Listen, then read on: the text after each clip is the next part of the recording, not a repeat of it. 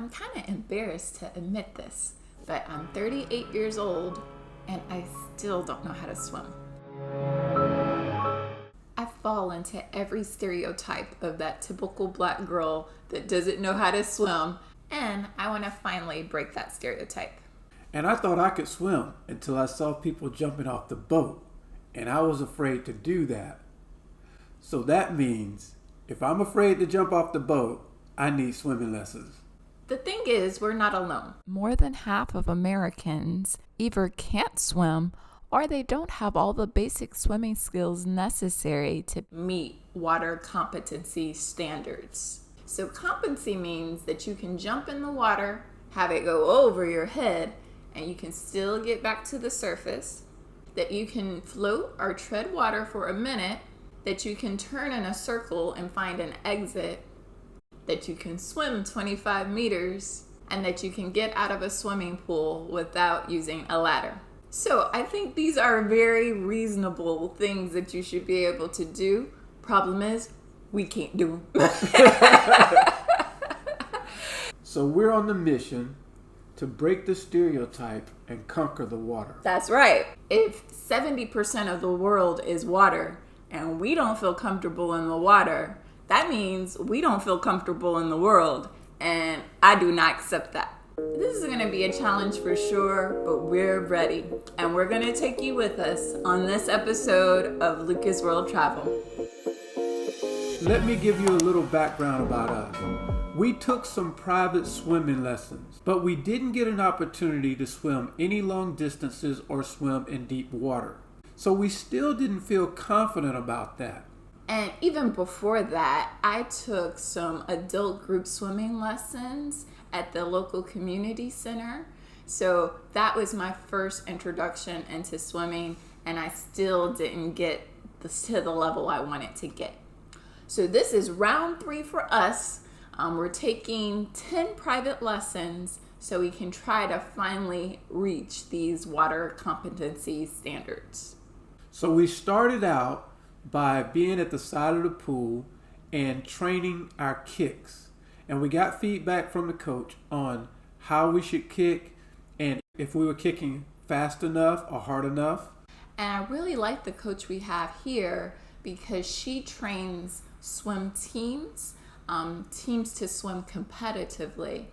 And I feel like this is the key of what we've been missing in our swimming lessons, because she's focused on technique and she's giving us different techniques for our different bodies. So because I float really easily and he sinks really easily, we both need different techniques to match our body type in the water. So it was nice to have somebody actually give us individual stroke techniques to do. So he's doing his stroke completely different than I am. And we actually had 2 coaches. There was like a coach for each person, which was unique also. Instead of just having one coach, we had both coaches watching, and they would communicate back and forth what they thought we needed to change. Mm-hmm. And then they would communicate it to us. I do recommend taking a group lesson, but once you get as much as you can out of that, move to private lessons and try to find a competitive swimming coach, a coach that teaches people to do triathlons, for example. And that type of coach is really going to help you go the distance, literally. And what was also nice is they helped us analyze our stroke by video. She would take video of us swimming all the time, and it's like, you see how you're not kicking strong enough here, and you need to focus on that. And to be able to see your stroke and to see how you're doing, it helped us apply those techniques right away. On our first lesson, they kept us on the shallow end of the pool, just training our stroke and working on our freestyle technique. But on our second class, they took the training wheels off and made us swim long way to the deep end of the pool. So we swam in the deep end for the first time today, and I was all anxious and nervous about it, and our teacher was like, it's the same thing, just go to the deep end and come back. So nonchalant, not caring about our fears. And you know what? It was perfectly fine.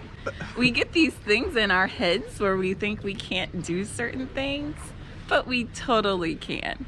And once I went ahead and did it, and I feel much more comfortable in deep water just after one lesson.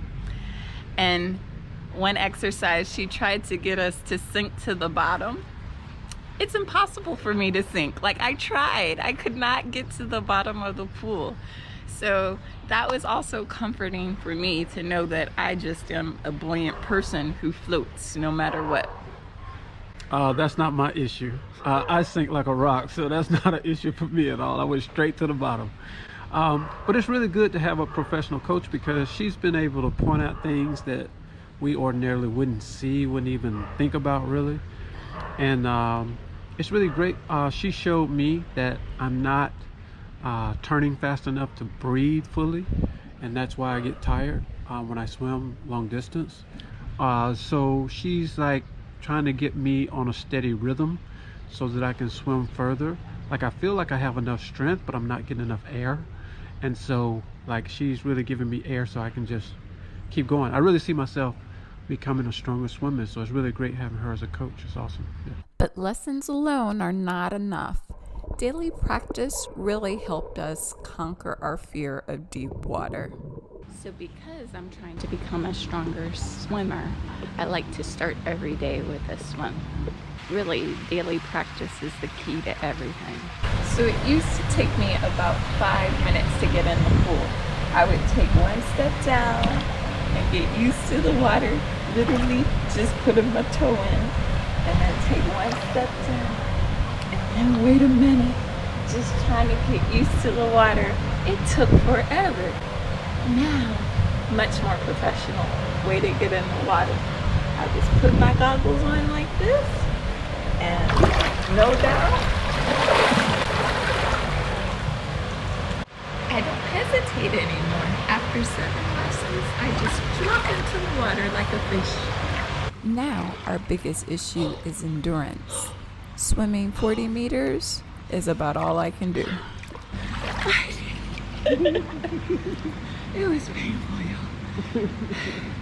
I'm tired. The urge to breathe on the way back is way too strong. Because your muscles are working. And your body wants to breathe harder, but it can't breathe harder. But I did it. I fought through the pain. I think I'm breathing easier. The constant kick in the freestyle is exhausting. My rhythm, I felt like my rhythm is better. I feel like I can go to distance better. So every time I take a breath, I tell myself I'm starting over. So it's good. But it's super nice to have someone give you some feedback right away so you can try to improve your technique and really take it to the next level faster. We definitely couldn't improve on our own, that's for sure. So it's our last swim lesson. I'm a little bit nervous. They're going to test us today, so we'll see how it goes. So our last class was amazing. We got to finally learn how to flip and to change sides, which was super hard for me. The technique of making a ball just was not working for me because I'm too buoyant. I just float there and the momentum stopped. So I literally had to dive down and fold myself in half like a piece of paper. And that's when I was finally able to start getting enough momentum to be able to do the flip turn. So it's gonna take a lot more practice to get that into my regular swim habits. But it was just exciting to see that progress. It's something I probably couldn't do on my own, learn that. So it's good to have those coaches there that can help guide you through the process. Today they also tested us. And we failed miserably. All right, guys, 50 meters. We never done this before. I'm scared. 1, 2, 3, go! So 50 meters is simply swimming down the length of the pool and coming back. And we've never done that without stopping in the middle and taking a break to catch our breath. So when we tried to do it, got halfway through the second leg and we were both just too out of breath to continue. Still, our lung capacity is just not used to not breathing whenever it wants to. So we had to stop to switch to the breaststroke. But it just showed us that we have a long way to go, and that swimming is a lifetime experience and not just a one-shot deal. So we just will continue to practice it every day and see if we can't get better. Why you not flip? Oh, I could only focus on one hard thing at a time. Even though I failed at 50 meters. I can't flip and do 50 meters. That's too much. Learning to swim has been a real challenge, but we're jumping into the deep end without fear and with confidence. It was definitely worth all the effort. So, if you liked seeing our journey learning how to swim, please give the video a like and leave us a comment about any tips on improving how many meters we can swim. And also any fears you might have of swimming when you go places. Sometimes we don't get the chance to experience our full travel because many of us don't know how to swim.